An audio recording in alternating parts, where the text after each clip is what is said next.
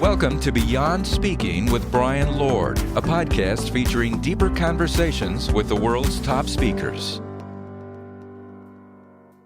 Hi, I'm Brian Lord, your host of the Beyond Speaking podcast. And today we have with us Riaz Meghji, who is a human connection expert. He is a longtime TV veteran. He is the author of the book, Every Conversation Counts. He's done a whole lot of stuff. We'll get into that. And he's also one of the perfect people for the time we're in with virtual human connection. So Riaz, thank you so much for coming on and joining us here. It's good to see another human in person. So it's my pleasure to be here beside you, Brian. Now you've been somebody who's been on camera, pretty much your whole life. 20 years, hosting shows, MTV Canada, The Breakfast Show, doing so many of these different things. How has that sort of prepared you for this new world of somebody who is making human connections in this virtual world? The number one thing of the camera, I don't know what camera we're on right now, Eric, right we'll here. Just pick one. Is the eye contact. Like that is the number one thing when you have that experience of working as a broadcaster. You're trained to look directly at one person through that lens. And I've found in virtual meetings or virtual presentations, there's still the tendency, because we want to read the body language of somebody else. If I'm talking to you right here and then I'm reading Brian on the screen and then I may look disinterested if I do it. So I think it's the comfort with the camera, and when that green light, if it's on, or red light on your computer turns on, there's this psychological thing that happens. And I would see this with leaders when I'd interview them, is in the green room, it's all cool, calm, and relaxed. And then when the camera's on, it's how am I sitting? I'm now being judged. Am I saying the right thing? Mm-hmm. And then we start thinking about ourselves and forget about the person in front of us and how we can serve them. So I think that repetition over 20 years has provided a bit of comfort to remove the distraction, focus on the subject in front of me or the audience one-to-one, and then just give them the best experience possible. Now this is a bit off, because obviously we're talking more about human connection and the 5 different ways to sort of build that connection. But you also work a lot with executives, and you see these companies, how they've adapted to this new world. What is some advice you can give, whether you're a manager connecting with people online or a CEO running a company? What advice would you give to them in addition to what you just shared? The number one thing that I've seen with, especially building trust and connection with teams virtually in this hybrid reality, is how leaders can call people up, not call them out. And in a virtual meeting, for example, one of the biggest pain points I hear is, well, how do I get people to turn the cameras on? I can hear them, but are they multitasking? What is going on? And establishing expectations beforehand and allowing somebody to succeed with it. If we were going to have a big team meeting and we were pitching someone together, to give them that notice to say, hey, we're going to have this experience. We'd love to see your cameras on because we want you to participate. We'd love for your feedback. Or say you and I have other team members. Eric, you don't see the production guru here. If we wanted Eric to participate, let him know beforehand. Mm-hmm. That Eric, we want to see you, we want to hear you on this, so he can prepare his backdrop and he can prepare what he's going to say. And I almost liken it to what you see on a traditional newscast. You would never see a 6 o'clock newscast with one person the whole time telling every single story.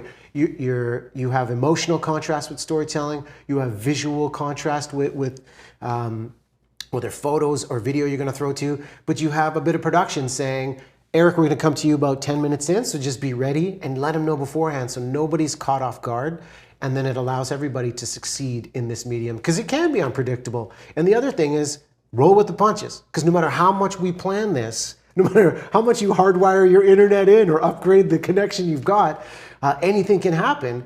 And having worked in live television for over a decade, over the course of these 2 decades interviewing people, some of the most memorable moments were when things went sideways and your true character is revealed when that happens.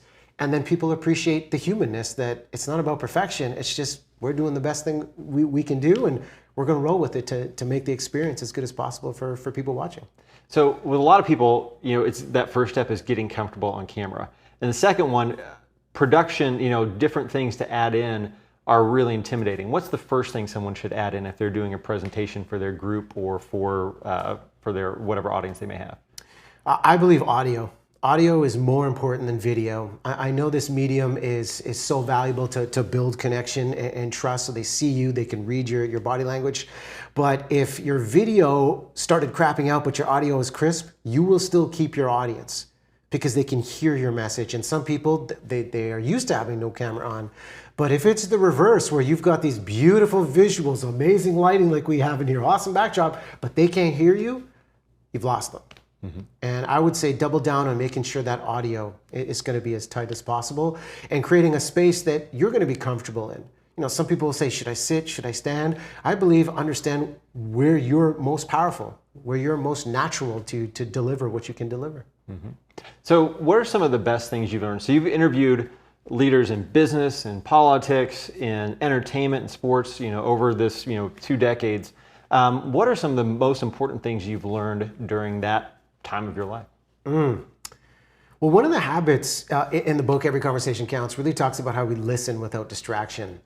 And the notion of any interview that if it's a new client or it's an exercise like this, because podcasting is so big, is the idea of over preparing to improvise. Because that preparation of reading the blog post and maybe reading the book they had, a movie that they were in, that's going to give me confidence that, I understand, I care about them. But the ability to listen, lean in, and improvise in that moment, because you might give me something that I wasn't expecting. Like, I remember the first time we met and you were telling me about your personal life and your children. And I was evolving to that, about the idea of, adoption and family. And that stuck out to me. And I'm like, I didn't see that on the blogs at all. But it allowed us to have a genuine conversation. So over preparing to improvise, I think, is so big. And anytime you talk about listening and the idea of distraction, especially virtually, it's such a challenge. Because the research shows that, like, we are too smart for our own good. Like, our brains can absorb 400 to 500 words per minute, yet us in a conversation, or the average speaker, is going at a rate of 125 to 150 words per minute. So if we are not really intentional about giving someone our undivided attention and getting drawn away with technological distraction, the emotional distraction if we disagree, or maybe just get caught up in daydreaming, we could really miss that moment with somebody. So I think it's one, becoming aware of how we listen, how we give someone our attention, and then audit ourselves and pick these things out that get in the way one-on-one or one by one. And then once we heighten our level of awareness, just be prepared to improvise in the moment, because you never know. I've found the greatest interviews when I discovered something that you couldn't find on Google. Do you have an experience or story that goes along with that of, whether it's preparation or listening, that really opened up something for you, besides my little conversation, or our conversation a couple of years ago? Yeah, there was a very powerful interview that happened depending on when you watch this, I'll just say it was in 2017, and I walked into the green room and there were 2 leaders. One of them, his name was Jim Tree Living, and in Canada, I'm from Vancouver, BC. In Canada, Jim is the chairman of Boston Pizza International, and he's a popular judge on Dragon's Den, which in the States you guys have Shark Tank. And his wife, Sandy Tree Living, she is like a force for good, because they focus a lot in the mental health space, and she is a director on the board for the Center for Addiction and Mental Health. So that day I walked into the green room, had never met them. We exchanged formalities, and one of the questions when I talk about over prepare to improvise, a cold stop, I would just say, so, what's on your mind? And I would always pause, because the things they would give me, even if I had researched, it would allow me to prioritize their priorities of what their message is and what they want to get across. And they started talking about how the mental health campaign, they were championing mental health advocates in Canada that had overcome this great adversity. So they were telling their personal story. And when I asked them what they really wanted to share on air, because you know how it is in broadcasting, you only have 5 to 6 minutes max. We get out there on camera. Sandy starts opening up about her brother who lived with schizophrenia and what that meant to her. And Jim started talking about his past life as an RCMP officer. And then he takes it one step further, saying he saw the challenges of mental health on the front line. And we needed to pay more attention to this. And this era we're living in now of mental health, I mean, you can't see the challenge that people are going through, and sometimes they might hide it. But Jim took it one step further, and I'll never forget this moment where he said there was a conversation he had with his nephew, who was 16 to 17 years old at the time. And Jim lived in Alberta, Canada, and his nephew came up to him and said, "Jim, can I use your gun to go hunting?" And Jim obliged, and that nephew used Jim's gun to take his own life. That was never online. That wasn't something that he openly shared, but he felt safe in the space. And you could hear a pin drop. This was for the show. We were live on TV for Breakfast Television Vancouver. And you could hear a pin drop in that studio, but he felt safe enough in that conversation to open up and share that. And he asked a question that I think resonates to this day. He said, how did I fail to recognize the signs? And that always stuck with me as a leader, to have the courage to go first about something that's impacted you in your life. And they used that in a powerful way to transform from tragedy to a sense of triumph, to empower people to open up and talk about mental health. But that question, are you recognizing the signs in your people, I think is so relevant now more than ever, as everybody's battling their own set of challenges in this remote work lifestyle that we're caught up in. I think that's really important too. One of the things you talk about, I know we're kind of skipping ahead to number 5, but making people feel like I don't know if celebrity is the right word, but like that they're important, that they are meaningful enough to you to share those things. And sometimes it's in an interview format, sometimes it's just two people talking. And you talk about loneliness as well. Where do you feel like leaders make the best connection there? How can they set their people up to feel like they're that important enough where they can share these vulnerabilities? Yeah, so there's two things that stand out to that of how they can share those vulnerabilities. There's a great psychological term known as the pratfall effect, where if a leader wants to create this space of psychological safety and they go first, and this is something I champion about putting aside perfection and really going first with what's going on, that can be a powerful exercise to create connection and bring people closer to us. But under the pratfall effect, if we haven't established our point of authority or earned that respect first, that could create a sense of distance and be considered an overshare if people are questioning our competence as leaders. So it's almost, how can we convey credibility before vulnerability? I think that's really important in this space. And I think of the example of remote work, where somebody is joining an organization and they're a part of the group and they haven't met anybody in person, and their first day on the job can be really intimidating. Mm-hmm. They could feel alienated, they could feel stressed out. But if they're looking to that leader in the group, in the meeting, saying, I remember the first time I started here, this one was going through my mind. I was so anxious. It eliminates that sense of I'm alone with this problem. It's, oh, okay, Riaz and Brian, they went through this too. This is okay to open up and share. So going first, I think, is a big part of it. And being intentional with documenting people's details. I mean, in meetings, we're great with this. Mm-hmm. We're always taking notes to say, hey, okay, who's transcribing, what's happening here? But on a personal level, I think one of the greatest compliments we could give to one another is, hey, do you mind if I take notes? Mm-hmm. And it shows to that person, one, you're listening, two, what they're giving you is of immense value. And if we're able to follow up with them a week, a month, a year down the line, and instead of saying, hey, Brian, hope you're well, but if we're saying, hey, Brian, how's the family, man? How are the kids during this pandemic? I've been thinking about you during this time. It personalizes the fact that, you know what, I care about you, I listen to you, and you know what, you can trust me. We're in this together. And I think those simplicities have a way of elevating somebody's importance to say, Brian saw me here. He remembered what's going on with me. And you know what, I do matter. I am important in this situation. Mm-hmm. And that's one of the things that I know you and I have shared, a couple of years ago, is just with family and everything else. Now, my wife doesn't always listen to me. How much of this have you learned from your wife? How much has she gotten from you, and have you kind of moved through this time together? I love this question because my wife is an entertainment lawyer. Oh, okay. So she is queen of quality control. We'll have to edit this part out right here. But before I got married, one of the best things somebody said to me, that whether it's a marriage partnership, business partnership, or just with your friends, they said to me, do you want to be right or do you want to be in a relationship? Mm-hmm. And there's a great deal, the two greatest things I've learned from interviewing leaders for a living is, one, they have a sense of discipline, mm-hmm. that they're willing to do the work, and they have a beginner's mentality, that in the expert's mind, there are few options, in the beginner's, there's infinite possibility. Keeping that in mind has kept a really positive relationship with myself and my wife, and it's tough at times when you disagree, when we're both working from home, remotely, trying to shift out of each other's space. That's been a big part of this, of just open communication and honesty.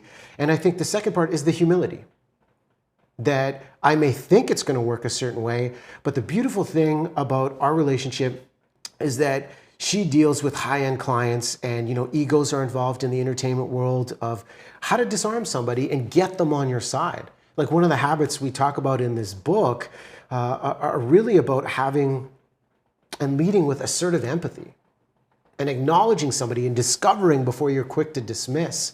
And I think there's a great deal of anxiety right now. People are triggered and they're very defensive. So it's been a great learning experience with that. Some days are better than others, to be honest, but it's always just staying open and sharing the truth. And if you do that, there's no harbored resentment. It's just, how do we work through this so we're on the same side of the problem instead of, hey, it's me versus you.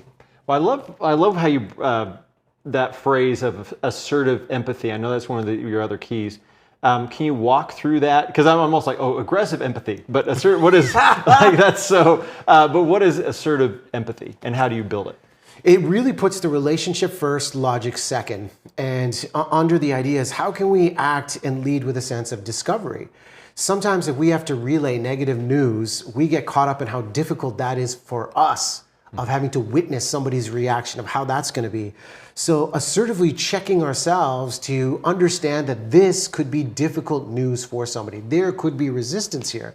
But if we can lead in a way with a sense of discovery and putting the relationship first, and for example, using expansive questions that start with a how or what instead of a why, because the why could come across as aggressive, condescending, and lead to somebody else being defensive. But how do you feel about what I just shared with you? What do you need right now? What would it take for this to work for you? Shows that I'm wanting to listen to you first and understand it. And then when they've shared something, staying in it with them and really labeling the sense of emotion that they may be relaying back to you of, hey, okay, it sounds like this.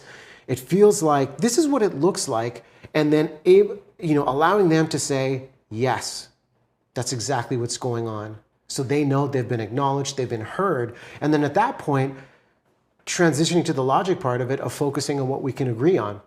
Of, okay, so what is the real challenge here for you? And what does your ideal scenario look like? And then when they start sharing those types of solutions, that allows us to find the common ground, because there's always going to be common ground. But when we come in and we can be emotionally distracted if we disagree and then shut off, then it's a competition. It's not a collaboration. So the listening piece, the acknowledgement piece, and then focusing on the logic of how do we do this together allows us to really operate in positive ways. And there was great research from the University of Wisconsin, and this came out like maybe 7-8 years ago, that talked about how to create a safe space in difficult conversations. And they said the number one tool that you could do is the use of I statements. Like, Brian, I'm feeling frustrated with what's going on. I'm feeling exhausted with our process. What's the question I feel to ask to understand your reality? How could I show up for you more? And this takes ownership as opposed to, well, you always do this, you need to calm down, just relax. And as soon as you put that on somebody else, it heightens the tension. So disarm it by really putting the relationship first and then introducing the logic that allows us to collaborate in productive ways. So one thing I've always found interesting is people who are experts in a certain area, with human connection, that sometimes they have a natural ability for certain things, and sometimes they're terrible at it. So out of your 5 keys, I think we've covered most of them here, but which one of the 5 is the most natural for you, and which is the one that required the most work to put into place? Okay, so out of the 5, and I'll list out the 5 quickly just to recap. So listening without distraction, make your small talk bigger, put aside your perfect persona, be assertively empathetic, and make people feel famous. For me, being the interviewer, the listening piece, I feel has been the skill that's allowed me to succeed and really connect with people and draw out moments like I explained with Jim and Sandy Tree Living. The challenge, I still to this day, the assertive empathy is something that I got to work on, because if I'm not in the right mind frame, or I haven't had a good night's sleep, or I'm irritated going in. I remember doing an interview with Dr. John Gray from, Men Are From Mars, Women Are From Venus. And we talked about this very thing about conflict and difficult conversations. And he said, at some point, if it gets heated, he's like, just stop talking. Just stop talking. He's like, check yourself and own the fact that, you know what, you just need to take a break where you could recalibrate, understand your thoughts, remove the emotion, and then come back in a positive space to get to where you want to get. And it's so simple to say, stop talking. But sometimes it's hard to practice because we get defensive and our egos can take over. And I think this is something I try to work on every single day. And sometimes, especially in the remote world, being completely real, it's difficult. My wife and I share a space together. It's difficult to do this. And for people that, are sharing a space, they have kids, you're exhausted, you're grateful you have family, and you're trying to find that balance. And I think assertive empathy is one of the greatest ideas and skills that we all need right now, given the polarized climate that we live in on so many different issues. Mm-hmm. How do you make small talk bigger? It starts with the approach. Like when we introduce two words that say small talk, I guarantee half of the audience watching this, maybe you're watching this right now and thinking, oof, I dread it. I don't want it to have anything to do with it. And I think it's the way we approach small talk altogether, that it is a defense mechanism instead of an opportunity. Because if we break it down, small talk in many ways is a defense mechanism to prevent us from the embarrassment of getting emotional in front of someone we don't know. Or maybe just protecting us to avoid the emotion someone might show if we trigger them and we're not ready for it. And the thing that I say with small talk is less info, more emotion. Like if I have no context of the person in front of me, as an interviewer, we get the chance to prepare, read a book, watch a movie, do what we need to do to understand the subject. But the late psychiatrist Gordon Livingston did amazing work on the happiness equation. And when I dialed into his work, there were 3 ideas of how to make small talk bigger if you have no context and it's a complete stranger in front of you. And he found that the happiest people had 3 things in common. They had something to do, they had someone to love, and they had something to look forward to. Each of these have a high emotional component on a personal level. And sometimes when we're asking questions, I talk about the expansive questions of, how we tap into that emotion, how and what allow people to open up with, how they're feeling, how they're thinking, why obviously, as we mentioned, could lead to a confrontation if it's, considered condescending, but who, when, and where are simply informational transactions. It's like the conversation comes to a cold stop.